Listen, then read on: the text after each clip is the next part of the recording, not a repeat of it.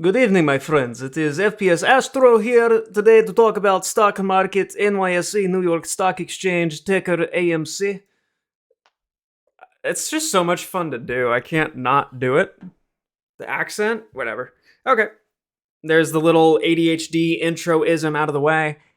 I don't normally do these videos, at least in this type of format, where we do a sit down TA of what I think is going on and what will happen. This is my caveat, real quick. Any other stock, I would look at these levels and everything else, like indicator wise, as that of a psychology profile or two different psychology profiles going back and forth at each other. But with AMC and GameStop, there's something really odd about these, whether it's assumed manipulation or concentration of market participants who are trading it. There's a lot going on here that separates them from the traditional TA approach. Why can't I talk?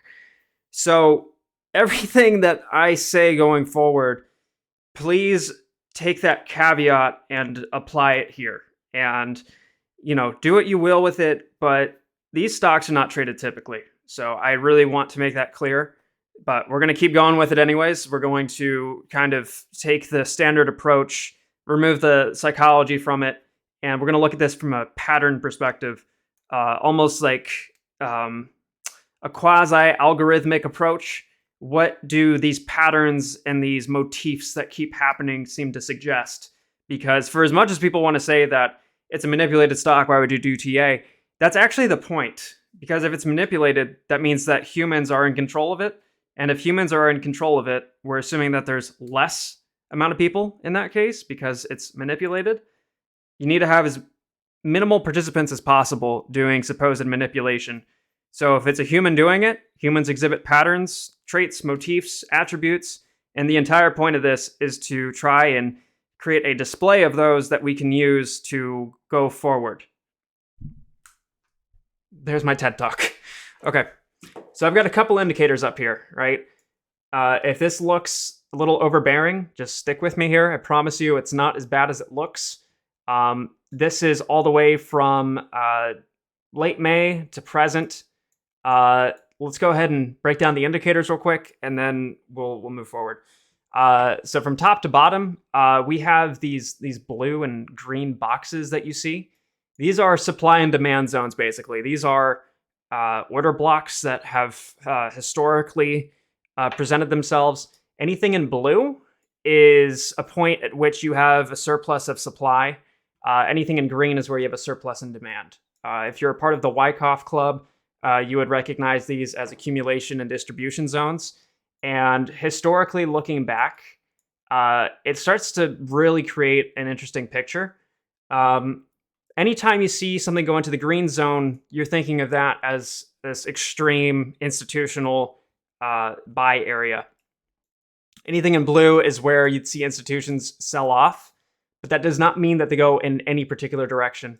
If it falls into a green box, you're typically going to see a bounce, but that doesn't always mean that you'll see a bounce because maybe you have some prime broker trying to push it further down to fulfill a client order that wants to seek below VWAP or whatever the case may be. Same thing with going into the blue.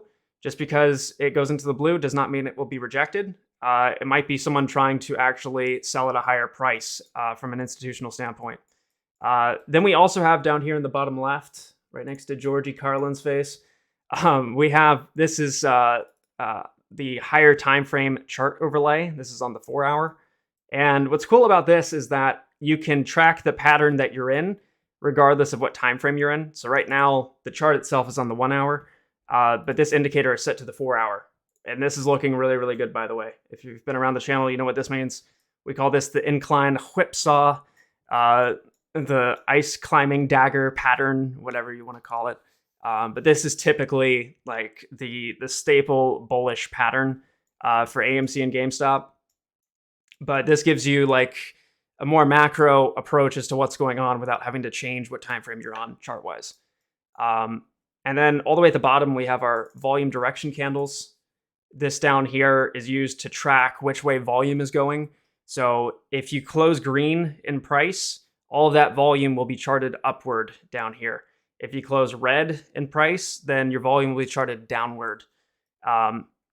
So hopefully that answers a few questions. Let's go ahead and just take a look-see at what we got going on. In the longer term, we had a huge pennant that we thought was going to break upward, as they typically do. Instead, it fell downward, though, which is fine, because this is something that, as a technical pattern, is very, I wouldn't say expected, but it happens in the case of when you have these long-term pennants forming. You'll see someone try to push it downward out of the pennant, and then you have a shock absorber take place with any short positions that want to buy out, which will push the chart up. So let me find wherever the hell this went. Maybe this. So this is what we call an inverse head and shoulders. I can't believe I really, again, if you've been around here, you know I don't really do TA like this for AMC and GameStop, so it feels really odd calling out these patterns. But this is one of the most textbook trading patterns that you can see. Your standard head and shoulders, it's just literally flipped upside down the other way. But in this instance, you're seeing just a very nice controlled double bottom at the shoulders and then one big bottom at the head. It is really, I hate using technical patterns on this, but it's a great sign. It's a great sign to me. When you look at the math behind this, if you will, if you consider this to be a game of who has the biggest nuts between being long and short, you've had this constant battle taking place that mathematically is or even geometrically shows itself very beautifully, because you have bulls pushing it up and then bears coming in and pushing it down, and then you have a constant trend line, a constant slope, if you will, where somebody has to push it one way or the other. To have it fall out of this and then do an inverse head and shoulders is just extremely bullish to me. And then you consider what's going on with these. Let me go to the 30-minute here. When you consider what's going on with the supply and demand zones, we're bouncing right up into what was, this used to be a supply zone, or a demand zone, excuse me. This used to be green. Now it's seen as a surplus of supply, but I think someone's going to try to push this into a distribution schematic. If you're, again, familiar with Wyckoff, it's set up in such a way that there is no other direction to push it. You could say that there's room for it to go down, which I would agree with, but with the amount of time that the chart has spent being in this weird like limbo stage of we're going up, we're going down, we're going up, going down, and the ratio at each up and down has been respected the entire time. Like, this is 6 months of being in this one pennant. I don't think that there's any more room for them to push it down substantially. I think worst case, you would see yourself around 20 again, and that's more than okay. You know, some people get scared about the thing being pushed down. It's not going to zero. So whatever they got to do, let them do, and just educate yourself in the meantime. So don't lose your shit. David Marino's probably jizzing himself at the moment, but just don't worry about it. Just let him jizz himself in quiet. And in which case, you'd see a very hard bounce back up. Fundamentally, the company has been strengthening like crazy. I mean, Spider-Man has grossed $1 billion in the past week that it's been out. So I don't see any short thesis for more than technical reasons having any substance to it anymore. If someone really has a short thesis or some case for a bearish standpoint, I really think that they need to update whatever data they've been referencing, because fundamentally the company has been strengthening like crazy between the NFTs. You have Top Gun 2 coming out. The Matrix 4 was just released. Spider-Man grossing $1 billion in a week. If you're still short on this thing, you need to reevaluate life. So looking forward, I really think that Monday is going to be pretty explosive. And I say that in the most realistically optimistic way possible. I know I've been the guy who's been saying Monday for months, and it got to the point where it's like all I can do is wait, and all we can do is wait.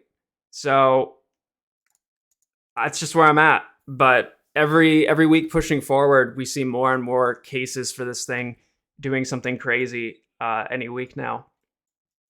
So the volume direction is also screaming bullish signals to me, just because you have this hard ceiling, if you will, that has appeared right here at the, I don't even know what number that is. Regardless, though, the trend line for it has been respected 99% of the time. And anytime that it hasn't, you see a really huge push back up to get back into it. And it looks very much like it did going from February to late May. It's just it's textbook to me from whatever I've been coming up with. This is just as easy as it can get, where you just track volume and you track the levels of supply and demand. And you could say that's a part of every stock, but with this especially, it's just not, there's nothing more to say than all you got to do is wait, because somebody is orchestrating something in the background. And as long as you know how to gauge your risk and reward profile, it's a very fruitful play to be in, I believe. So we fell out of the channel, which is fine. Again, you can see this looking back historically. And we've bounced right back into it, nearly. And if you look at anywhere else that we've had these hard volume cap ceilings, like even back here, JK. Even back here, when you exit these, so we got an exit right here, we've got an exit right here, it becomes uncannily explosive. And that's been the lesson throughout all of this, is when you see these caps on volume, that is just giving you an indication as to when you're going to see movement. So here, here, and here, it's odd to see volume be so static almost in its behavior. If you know what to look for, then you can track this thing relatively easily. And we're en route for doing the same thing. And it comes down to volume. It comes down to volume. So, going back to the supply and demand zones, we're about to break out of the current demand zone that we're in. It doesn't have to also match up with whatever the indicator says. You can also just kind of assume what's going on in between. So to me, we've been in a massive demand zone for a while. And according to Wyckoff, you're going to see what most people call bearish TA patterns show up, which, looking back, that's what this entire thing looks like. But it's been a giant accumulation episode. And when they transition to having distribution, I think that's when you're going to see some really just almost unnatural upward movement. There's still room to go down. I'd say 20 would be the pit stop, but I don't see it going any further than where we're at now. In the case that we do, don't lose your shit. Just stay pragmatic, stay focused, and we're gonna keep doing coverage of it. So I'm gonna leave it there. Appreciate all you. If you got any questions, comments, concerns, insults, leave them down below. Roast the fuck out of me. I don't care. We're going to be live all week this week. What is that? December 27th through the 31st. We're going to have a good time. We're going to have a good time. Love you guys. I'm out.